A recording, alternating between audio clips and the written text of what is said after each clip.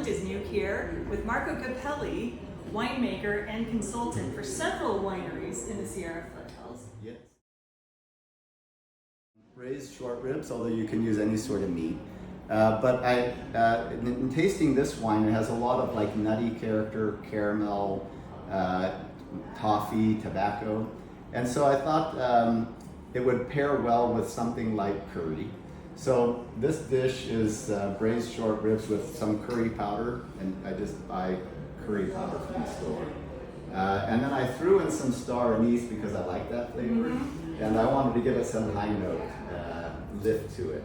So you make it, it's slightly sweet, and you can enjoy it, that savory dish, with a little glass of Angelica. I love that. It's a great combination. Beautiful. Angelica is a category on its own.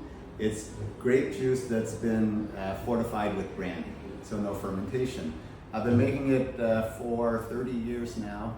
Started first in Napa Valley, and I use a traditional variety called Mission. This wine that we're working with as part of this recipe has been aged in barrels for 9 years, and you can see the beautiful tawny color of it. It comes from a Mission vineyard that was planted in the 1860s in Fiddletown, owned by Gino Rinaldi.